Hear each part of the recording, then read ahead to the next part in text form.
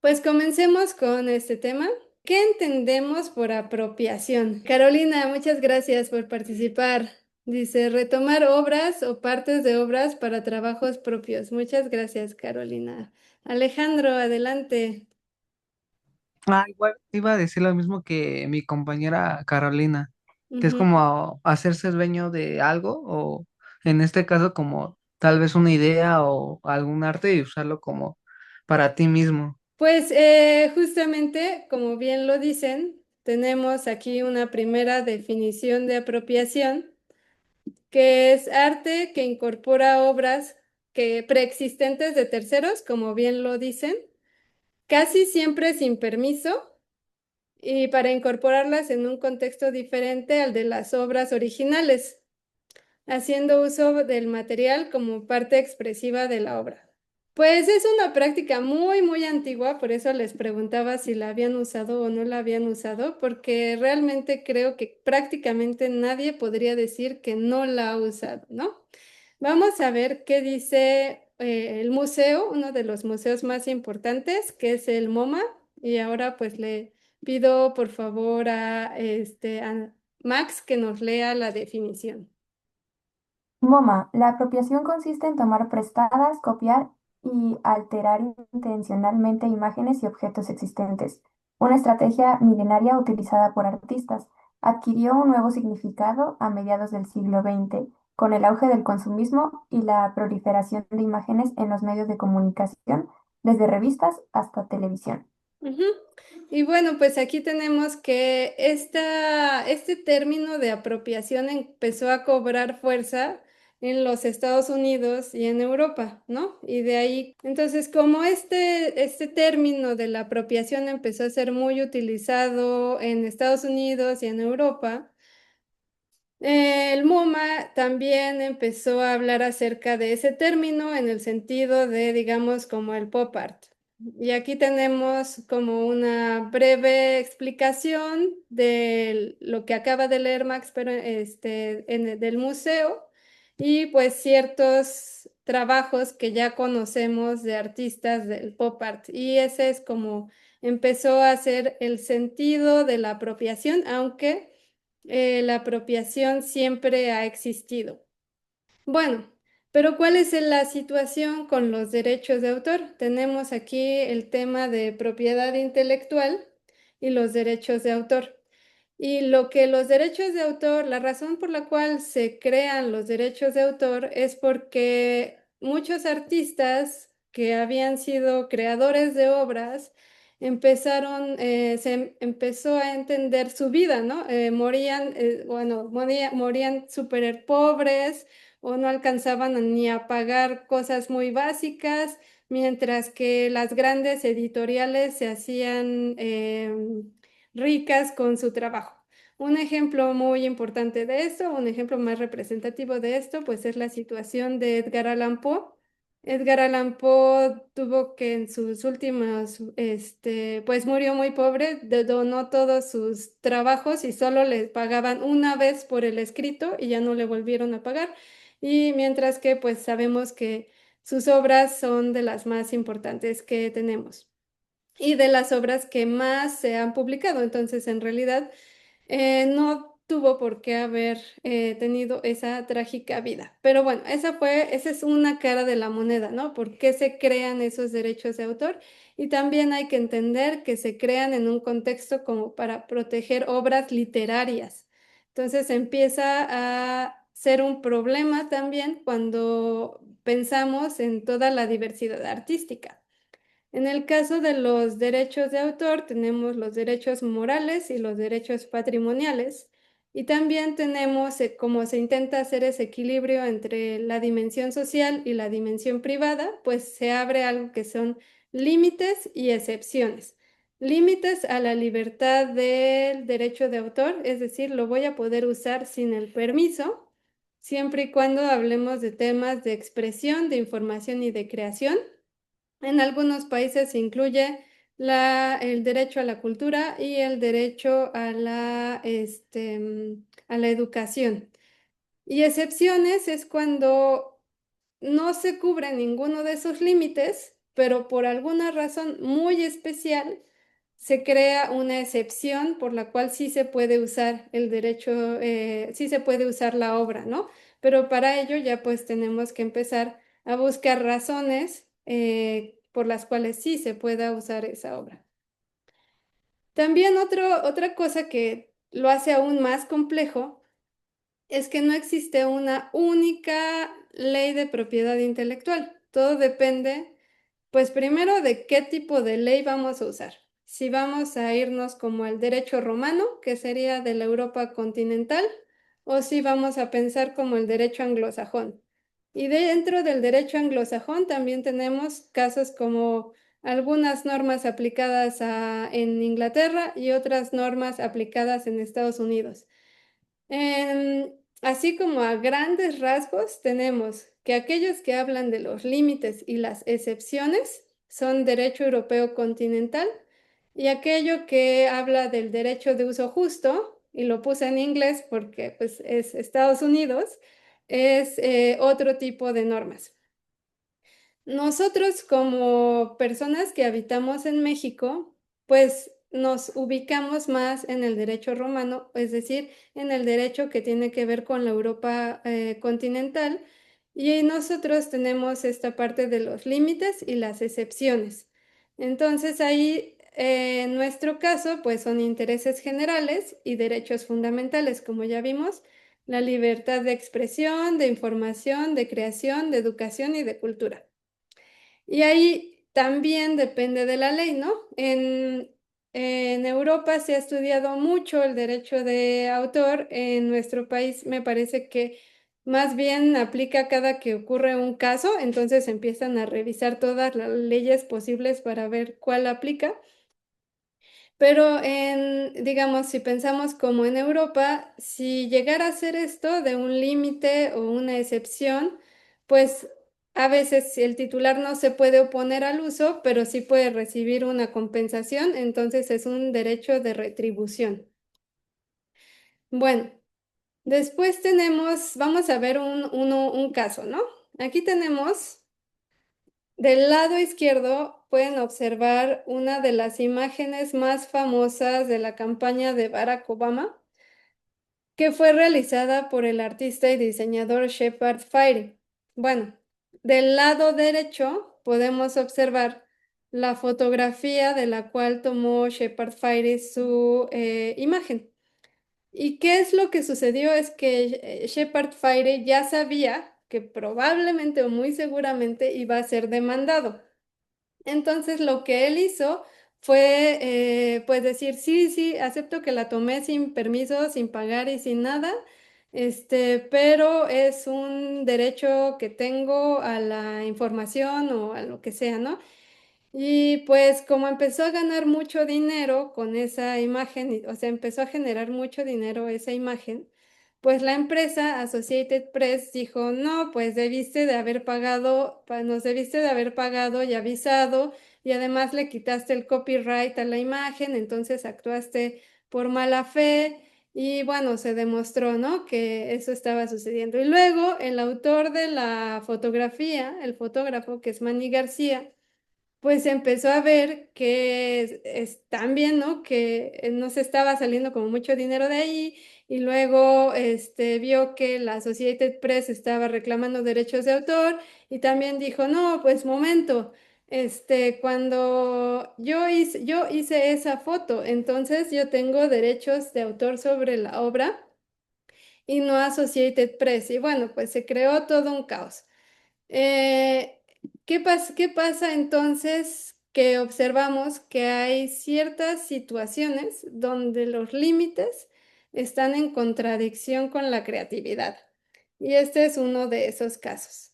¿Y qué es lo que normalmente sucede que yo puedo como resumir?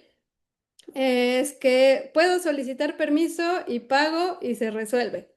O puedo no solicitar permiso y no soy, o sea, lo que yo produzco no es relevante económicamente, entonces nadie o la persona no se va a interesar en demandarme porque pues eso le costaría dinero a esa persona y por eso no lo hace, ¿no?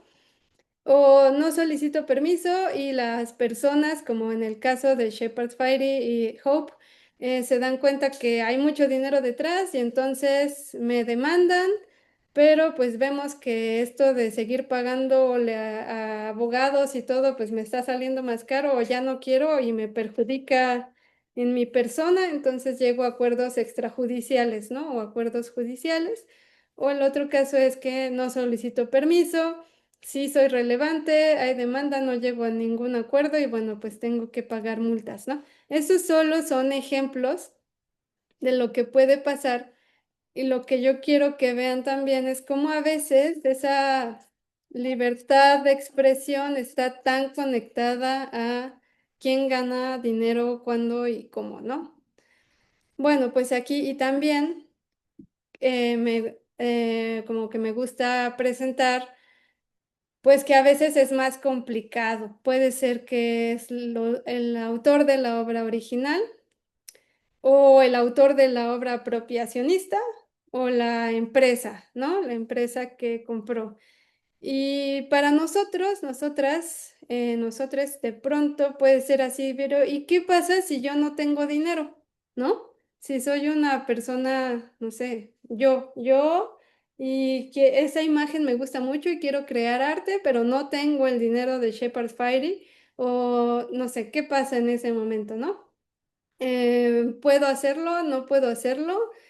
Y por otro lado, también hay otra pregunta que me pareció interesante hacerle a estas situaciones. ¿Qué pasa? ¿Qué hubiera pasado aquí, ¿no? Pongámosla aquí en este caso. ¿Qué hubiera pasado si Barack Obama y Associated Press no estuvieran de acuerdo en sacar Hope? ¿No? ¿Qué hubiera pasado? ¿Qué hubiera pasado si Hope, en lugar de mostrar una imagen, no sé, que promueve valores en Barack Obama, nos mostrara un Barack Obama, con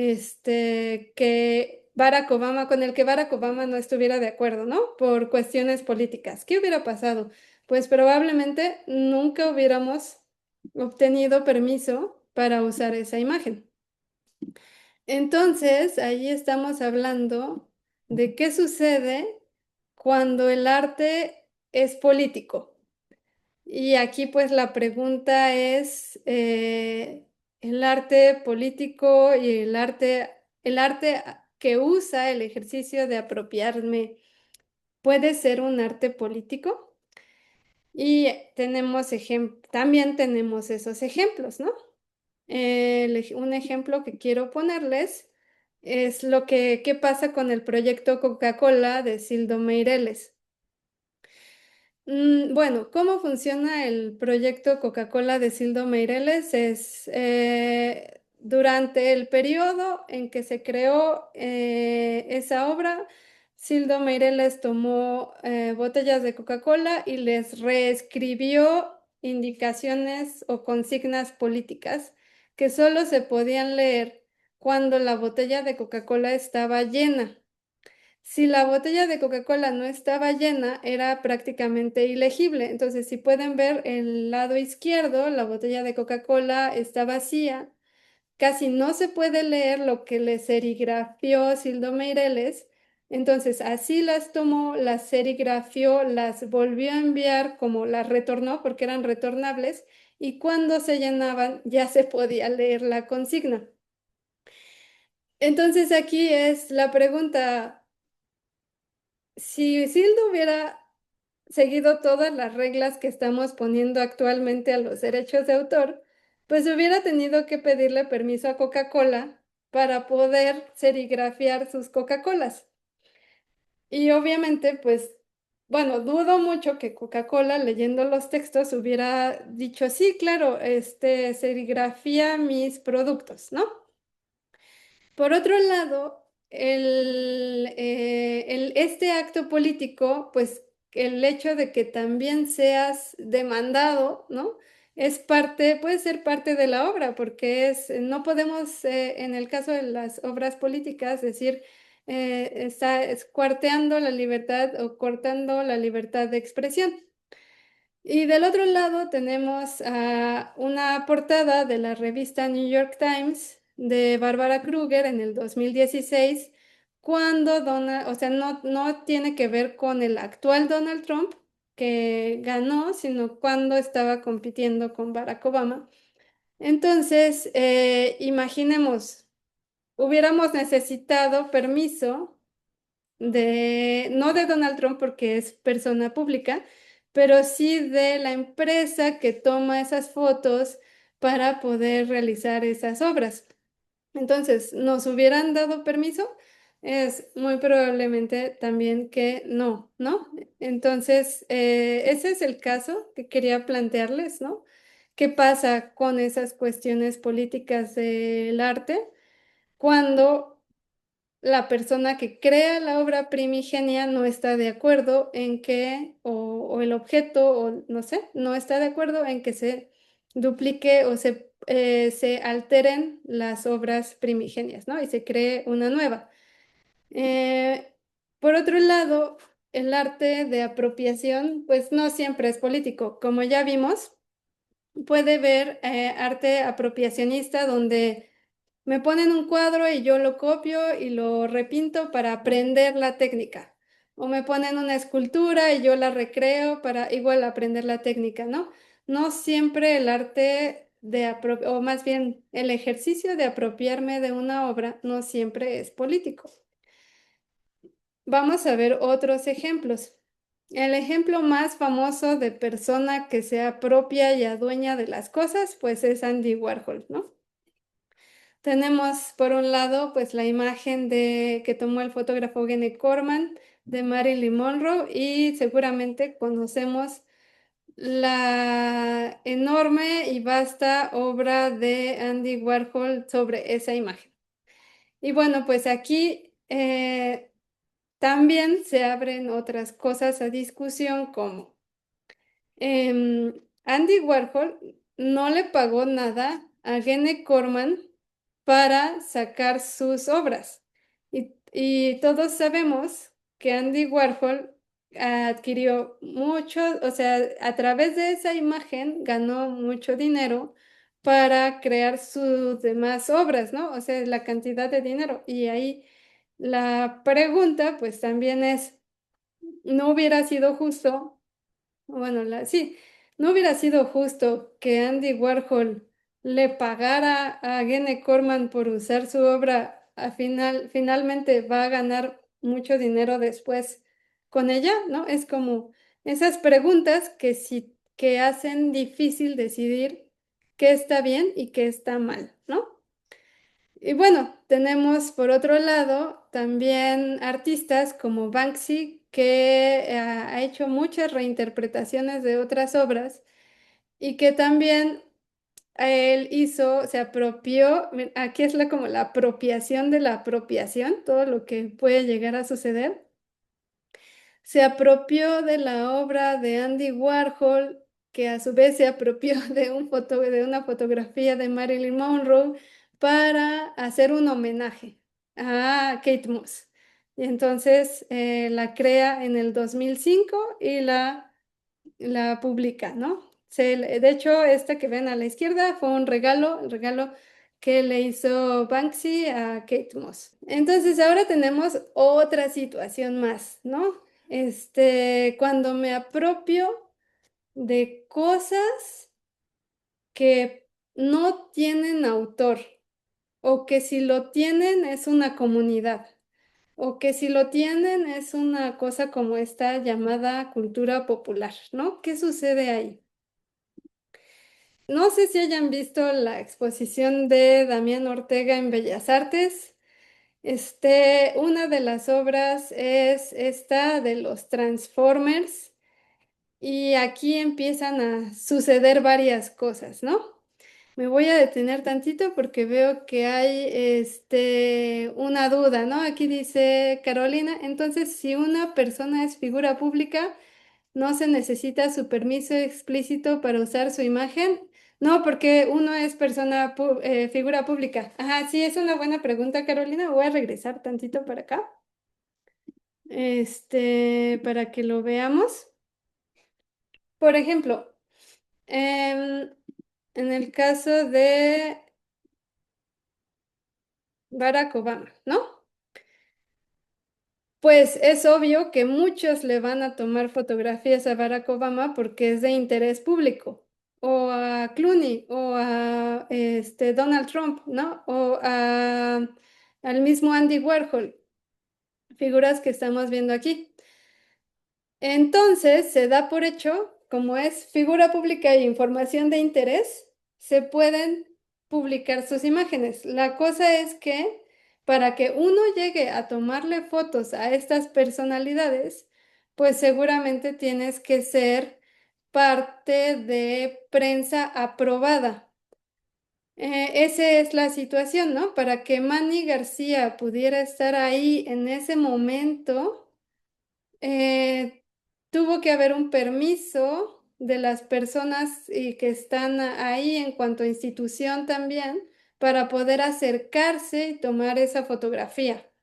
Entonces, ese es el punto, ¿no? De si las personas o la institución te van a dejar acercarte para tomar la fotografía. Que en estos últimos años, no sé si escucharon, que hubo toda una polémica porque el actual presidente de los Estados Unidos limitó el número de personas y de empresas que se podían acercar para tomarle fotos. Ese es el punto con lo de las personas públicas. Ahora, si hablamos en torno como persona común y corriente, ¿no? Vamos a poner esta persona que está viendo los cuadros de Banksy. Si nosotros le tomamos una fotografía de frente y clara y súper nítida a esa persona y la publicamos sin su permiso, sí nos podemos meter en problemas porque esa persona tiene derechos sobre su propia imagen. Entonces, ahí si vamos a tomar fotos de retratos o fotos de, no sé, sí, si necesitamos tomarle fotos a alguien, hay que al mismo tiempo firmar con esa persona la cesión de derechos de uso de imagen. Eso es en el caso de personas comunes y corrientes, o bueno, no personas comunes y corrientes, de personas que no son públicas. Y también hay que considerar que si son infancias, esa es una situación aún más delicada, razón por la cual tenemos que borrar los rostros de las infancias, porque eso sí no está permitido. Bueno, igual si siguen teniendo dudas, aquí con gusto nos detenemos a charlar de ellas y pueden colocarlas en el chat. Bueno, estábamos en la parte de la cultura popular. Y bueno, pues aquí el punto empieza a ser más complicado aún porque, por un lado, ya vimos que usar arte de otras personas para hacer arte pues tiene implicaciones de la persona que toma de la persona que es titular de los derechos, ¿no? Pero también podría ser que empiezan a ocurrir cosas como de propiedad industrial.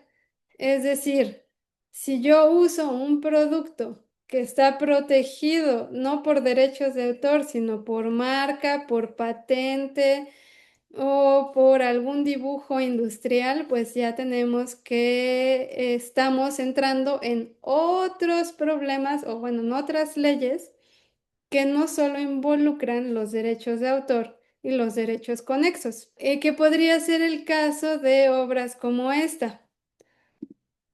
O tenemos a uno de mis artistas favoritos, que es Melquiades Herrera, que hace uso, miren, aquí es como súper interesante, no sé si lo alcanzan a ver, pero tenemos un artista que hace uso de la cultura popular, de los juguetes que puede uno encontrar muy económicos en, no sé, el Mercado Sonora, hace uso de esos juguetes cuando a su vez esos juguetes hacen uso de otros juguetes que son más costosos y curiosamente, pues de nuevo de Estados Unidos para crear sus juguetes, ¿no? no sé, es interesante. Si no existieran esos juguetes económicos, por un lado, me parece importante mencionarlo, si no existieran esos juguetes muy económicos, pues a lo mejor ciertas familias no podrían tener acceso a esos juguetes que añoran de esa cultura o de esos juguetes más caros que podemos tener, ¿no? En este caso. Por otro lado, el hacer reproducciones de esos juguetes, pues no es lícito, entonces hacen modificaciones, ¿no? Podríamos decir hasta qué punto esas modificaciones ya crean algo nuevo y eso lo retoma Melquiades Herrera para poder hacer su obra, ¿no? Ahí, pues, ¿quién sería el autor, no? Eso es cuando ocurre, cuando el artista recupera cosas de la cultura popular.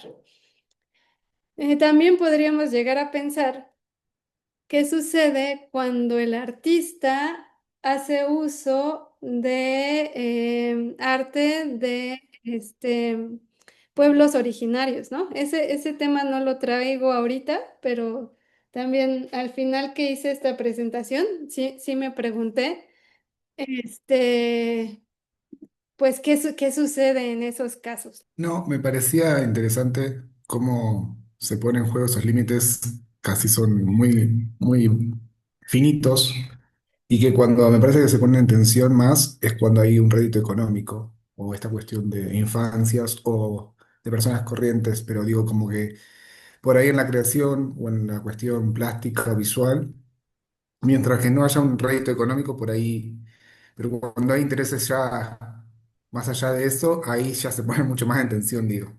Sí, totalmente. Es que y es difícil, ¿no? O sea, lo que quiero que vean es que es difícil decir, ay, qué mal, queremos maldito capitalismo que quiere comercializar todo, ¿no? Bueno, sí, pero Edgar Allan Poe murió en la pobreza cuando pudo haber ganado dinero si hubieran existido las leyes de derechos de autor.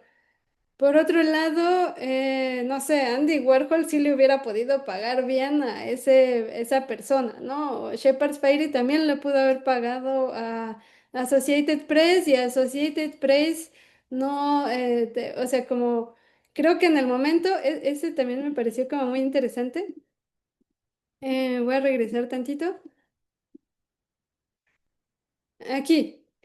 Cuando Manny García tomó esa foto, ni siquiera, así por lo que yo alcancé a leer, era trabajador oficial de Associated Press. Sin embargo, quien lanza la primera demanda de "Ey, esa es nuestra foto" es Associated Press. Y después, ya que lo ve Manny García, dice, oye, pero yo hice la foto, ¿no? Entonces, es como un tema muy complejo. Existe un concepto que se llama obra derivada. Y pues ahí le puse como chiste de, es que hay que ponerle nombre a todo. Y sí, ¿no? De pronto, y quizás ese es el problema también, que queremos ponerle nombre a todo para poder defender a las personas, la creatividad, la imaginación y el dinero o lo que sea. Y entonces existe algo llamado obra derivada, en el cual podrían entrar el concepto de el ejercicio de la apropiación. Como ya les dije, depende mucho del país en donde te encuentres, es el tipo de ley que va a haber. Entonces tenemos por un lado que está la ley de propiedad intelectual en Europa, y la ley de propiedad intelectual en Estados Unidos y países anglosajones. Y bueno, de ahí después es cada país pone su ley y en nuestro caso está en México la Ley Federal de la Ley Federal de Derecho de Autor. Y la Ley Federal de Derecho de Autor que se vincula, como ya vimos, al derecho de la Europa continental, tiene estos dos conceptos. El primero es una obra primigenia y el segundo es una obra derivada. ¿Qué es una obra primigenia? Es aquella obra creadas de origen sin estar basada en otra preexistente. También es una obra primigenia aquella que, estando basada en otra, de originalidad que alcanza es tan alto que se le considera obra primigenia. Y ahí el concepto de originalidad es el punto de interés para todos, como podemos observar, ¿no? ¿Cómo puedo yo demostrar que mi obra es original, ¿no? ¿Qué significa eso? Luego, por otro lado, tenemos el concepto de obra derivada, es decir, tomo una obra primigenia, la adapto, la traduzco y la transformo en algo nuevo, pero como partí de eso, no es una obra primigenia. Y después tenemos, como ya hemos visto, pues la copia no autorizada, ¿no? No es obra primigenia, no es obra derivada, es una copia no autorizada. El ejemplo más fácil de entender las obras derivadas es el caso de Romeo y Julieta, ¿no? La obra primigenia es William Shakespeare. La obra derivada es la película porque no solo hay una, hay muchas películas de Romeo y Julieta, o los libros de Romeo y Julieta, o las obras de teatro que se han hecho de Romeo y Julieta. O sea, hay innumerables casos de obras derivadas de Romeo y Julieta. La pregunta es si las obras, o bueno, no la pregunta, el punto es si como artistas estuviéramos de acuerdo en decir, pues, obra derivada, ¿no? Obra derivada, o sea, eso se aplica muy bien y por eso pienso que el derecho de autor como que solo está pensado en cuanto a los libros y los textos, porque si es un texto entiendo perfectamente, ¿no? Obra primigenia, obra derivada, pero cuando ya es una obra artística de otra característica, es una situación y también ahí entonces el cine no puede ser obra de apropiación, tiene que ser obra derivada. Bueno, son muchos temas que pueden surgir. Hablemos un poquito de lo que se entiende por los límites y las excepciones. Y aquí estamos hablando de nuevo, entendiendo el derecho continental. No nos vamos a meter para nada en las leyes de Estados Unidos. Esas son otro tema y hubiera hecho esto, como pueden ver, muy gigante. Entonces, ¿cuáles son los límites? Bueno, pues si la obra que se presenta ni siquiera tiene forma de tener derechos de autor. Por ejemplo, las noticias no tienen forma de tener derechos de autor, afortunadamente, o los documentos oficiales, ¿no? Nadie podría decir, me vas a pagar por usar la noticia o me vas a pagar por usar el documento oficial. Y aquí hay también pequeñas distinciones, porque, no sé, digamos, em, la noticia no tiene derechos de autor, pero la forma en como yo digo la noticia es tan característica mía que sí tiene algo que se llaman derechos conexos. Entonces, como ven, todo empieza a ser como también complicado, ¿no? Tomo la noticia, pero si la tomo con el formato que esa persona lo está diciendo o si ocupo su video, entonces ahí sí estoy ocupando ciertos derechos de autor. O a lo mejor la obra que yo usé ya expiró el plazo de protección. Entonces, ¿qué es lo que pasa con la obra de Shakespeare, no? Podemos hacer uso de la obra de William Shakespeare de millón maneras, porque William Shakespeare ya se murió hace muchísimo tiempo y ya expiró su plazo en que él, sus familiares y las personas titulares pudieran hacer uso de esa obra, ¿no?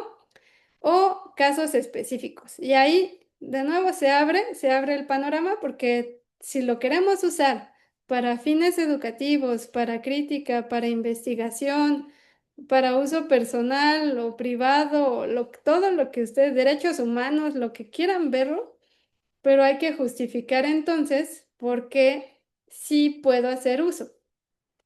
Y después, bueno, pues ya entonces dirías, tienes una licencia por causa de utilidad pública y ya dependerá si tienes que pagar o no tienes que pagar, ¿no? Ahora, también, ¿no? Como ver las dos caras de la moneda está bien. Por un lado es los derechos de autor sí limitan, como podemos observar o hemos visto hasta ahora, sí limitan la creatividad, pero también hay razones por las cuales pues se tienen que limitar, porque si no, pues los autores mueren en la pobreza, y mientras otros se hacen muy ricos, ¿no? O eso podría ser. En cuanto a Ley Federal de Derechos de Autor o Ley de la Protección de la Propiedad Industrial. También tenemos que ha habido convenios, como vamos, ok, se crea la Ley Federal de Derechos de Autor, pero hay convenios donde también puedo preguntar, ¿no? Oigan, ¿qué dice la ley en su convenio de cuándo sí puedo usar la obra, ¿no? Y el convenio de Berna dice, la puedes usar cuando no atentes contra la explotación normal de la obra. Cuando no causes un perjuicio injustificado del legítimo autor, ¿no? La puedes usar. Pero también ha habido en el 2013, pues dijimos, o sea, como el mundo jurídico empezó a ver, ¿y qué pasa con las personas ciegas de discapacidad visual que no pueden, no sé, no pueden leer ese texto, pero ese texto tiene derechos de autor? Entonces, si yo lo traduzco y lo grabo en audio para esas personas, entonces se creó el Tratado de Marrakech, en el cual si nosotros grabamos un libro completo, ¿no? Nos grabamos el libro completo y lo es porque queremos difundirlo y no tenemos ningún interés económico, entonces sí se puede hacer porque existe un Tratado de Marrakech.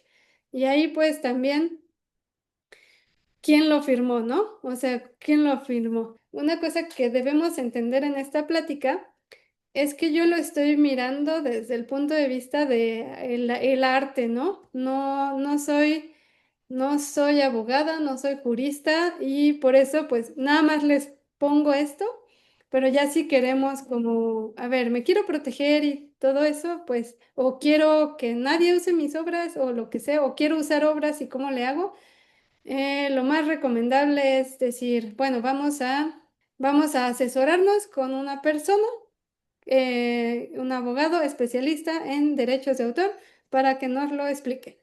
Yo les estoy poniendo como el contexto de lo que hay y cómo yo lo miro, propiedad intelectual, todo tipo de obra de arte, el Tratado de Marrakech también. Y llegamos a esta parte que tiene que ver con el problema de los criterios de originalidad. Como ya vimos, lo más importante para proteger las obras de arte por derechos de autor, tiene que ver con algo llamado criterios de originalidad. El punto es, y por fortuna, pienso yo, que ese criterio no está definido. O sea, no hay un documento o no está en la Ley Federal de Derechos de Autor algo que te diga originales cuando A, B, C, D. Y digo por fortuna porque imagínense si sí hubiera, ¿no? Entonces, creo que pues la creatividad es tan gigante que sería imposible, pero es un requisito.